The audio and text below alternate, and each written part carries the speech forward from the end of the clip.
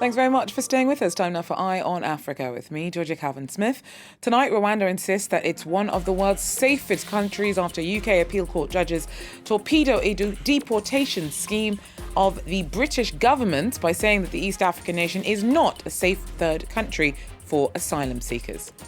Also, South Sudan launches a groundbreaking program to enroll around 135,000 kids into school to try to roll back the likely generations of damage caused by education rupture during years of devastating civil war. And Niger's private sector steps up to fertilize failing plans for the Great Green Wall, the ambitious multi-billion-dollar project that was meant to see millions of trees planted across the Sahel in a bid to battle climate change, but that stalled in the face of funding holdups.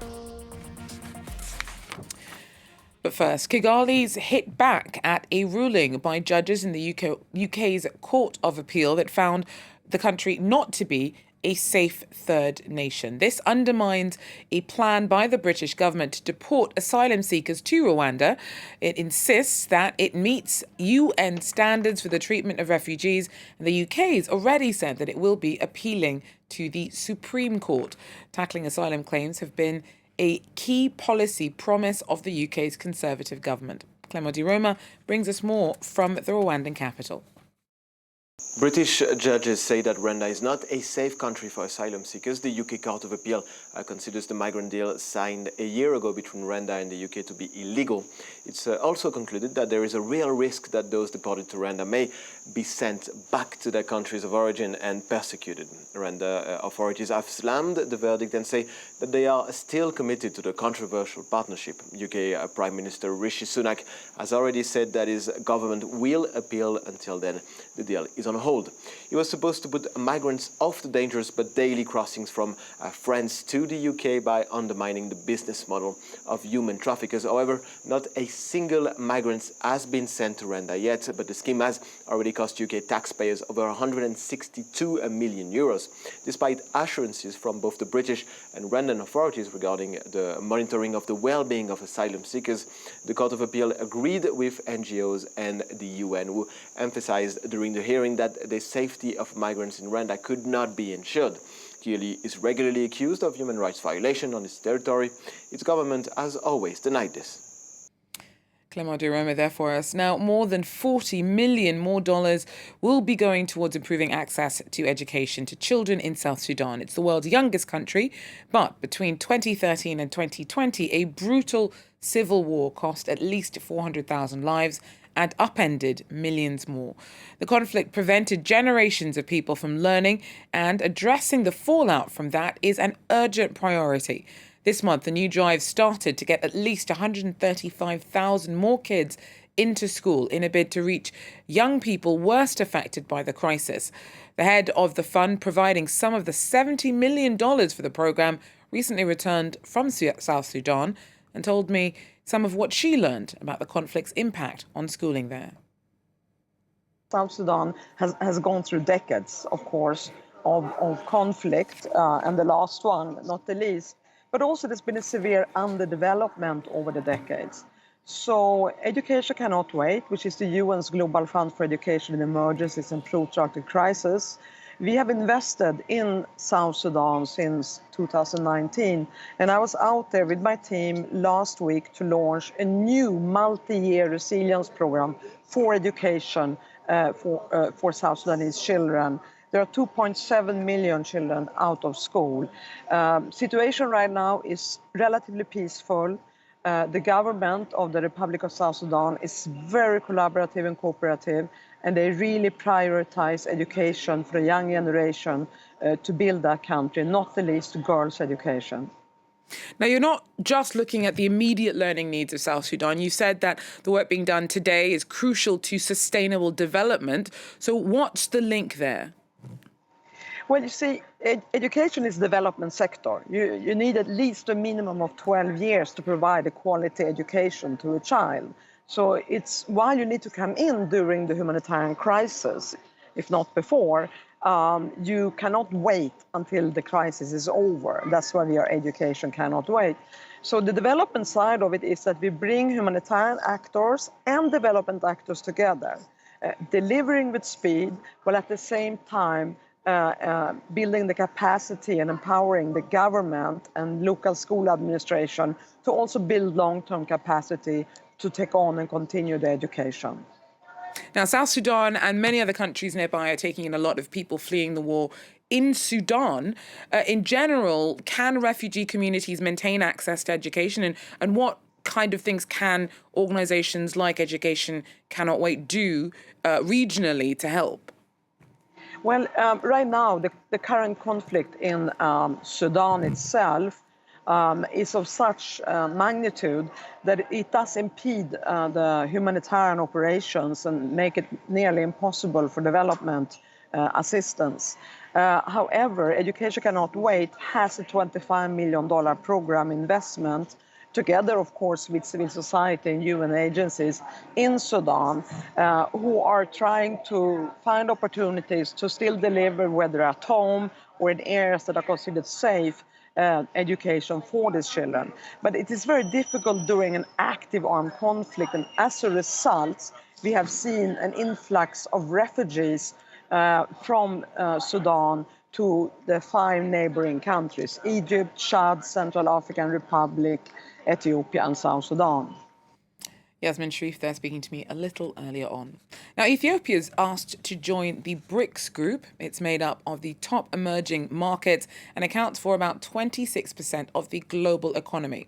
The acronym BRICS was coined to describe the rise of Brazil, Russia, India, China, and South Africa. Ethiopia is one of Africa's fastest growing economies. South Africa will be holding the next BRICS summit in August. The fallout from the rise of racist rhetoric in Tunisia continues to affect the lives of darker-skinned migrants there. In February, President Kais Saied sparked outrage when he delivered a racially charged speech alleging a migrant takeover. Since then, the backlash against particularly sub-Saharan migrants saw several African countries racing to repatriate their nationals. But some are still trying to make it out. Around 200 people camped out in the upscale Berge du Lac district of the Tunisian capital. These migrants hope their presence outside the headquarters of the International Organization for Migration will help move things along. You know, we have been here since February 24.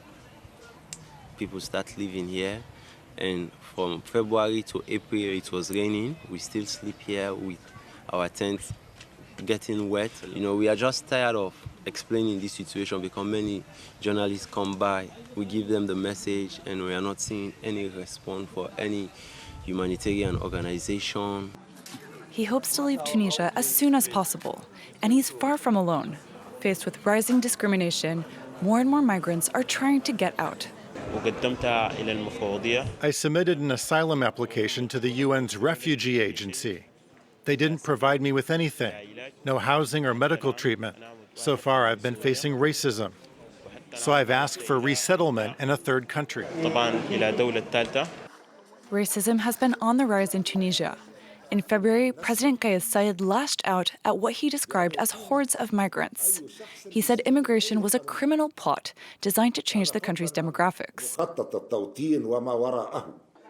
Since then, reports of racist incidents have increased. Just days ago, people demonstrated against migration in the coastal city of Sfax. Local news outlets frequently report on the phenomenon, like last week when the authorities announced they'd opened a probe after the body of a sub-Saharan migrant was found on a beach near Sfax, bearing traces of extreme violence. The Great Green Wall project aims to battle climate change by holding back the expansion of the Sahara Desert and planting a wall of trees stretching across the entire Sahel from Djibouti to Senegal. The project was first launched in 2007 and backed by a whopping $17 billion in 2021. But many Sahel countries have since struggled to access the promised funds. Niger, those turn to the private sector to get things moving. Our correspondent reports. The Great Green Wall has been in the works for over 15 years, but it still struggles to take off. Yet the urgency to turn the Sahel into a greener landscape has never been more critical. Everyone should be involved in the Great Green Wall initiative. But most importantly, we truly need the help of the private sector for this project. As public funds from the international community are slow to come through, Niger's private sector has wasted no time diving in. The Great Green Wall not only safeguards the environment, it also tackles rural unemployment. But the companies involved want to see a return on their investment, and they want it fast. What's planted needs to be sold as soon as possible. Producing cassava flour is a tool in the fight against poverty, famine, and many other challenges plaguing the local community. As a farmer, do you find this type of operation profitable? It's highly profitable, very profitable. Locals are crossing their fingers, hoping that private companies won't back out if some of these ventures fail to make profits. International public funders, who've promised $17 billion to Sahelian countries since 2021 for the Great Green Wall, are frequently criticized. The payment conditions for these funds are said to be too strict. We currently have 9 national projects valued at $1.1 billion, with 14 to 15% of funds already dispersed. For now, the French Development Agency reports 20 million hectares of land restored in the Sahel on a substantial $3 billion budget. However, progress remains slow towards the goal of restoring 100 million hectares by 2030. Well, that's it for Eye on Africa. Thanks for joining us. Do so again. Till then, take care.